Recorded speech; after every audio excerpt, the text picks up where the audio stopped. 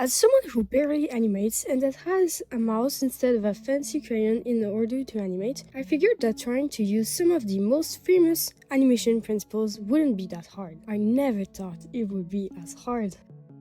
So when an object falls down, it has to bounce back. Let's do this!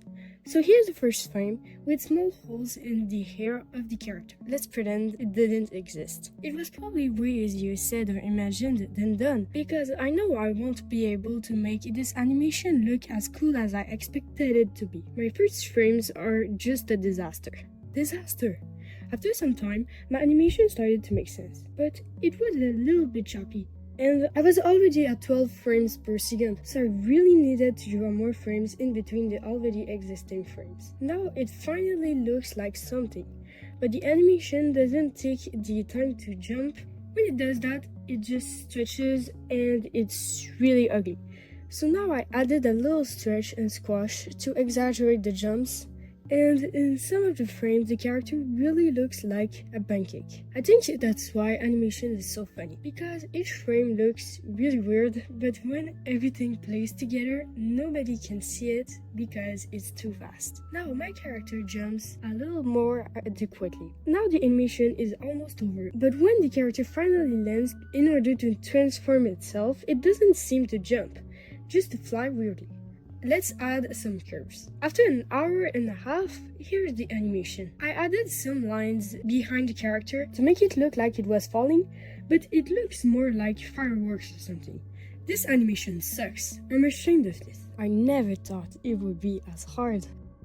Before throwing a plane, my character will lean back in order to throw it very far. I think that throwing a paper plane is way easier than transforming a character into a snake, so I have good expectations for this one. I was right. Not only was this simpler, but also funnier to animate.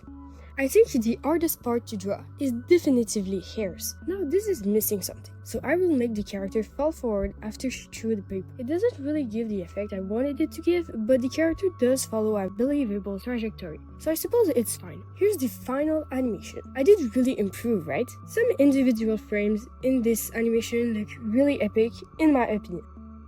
This principle is like being a movie director while animating. What I ended up making is someone with a parachute, then they look at the parachute, and then an explosion happens. It makes the viewer look where they have to. Okay, so now the animation is almost finished. I wanted the character to fall down, so I did a shot where they were up from the screen and they were going down at the middle of the animation. But it feels as if it is the beginning of the animation. Okay, so now the explosion happens too fast. So I drew a lot more frames of eyes. Okay, now I suppose there are enough frames. So here's my third animation. I don't even think that I did staging. This is a failure.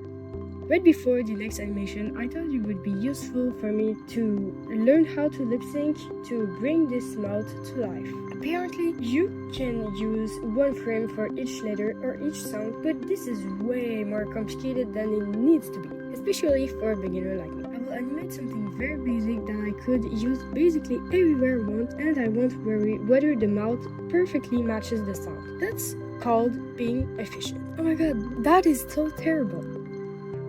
Straight ahead action is to draw everything frame by frame, and pose to pose is to draw the principal frames and then to fill in the gaps as much as intended. Now, since I am very lazy, of course I will use pose.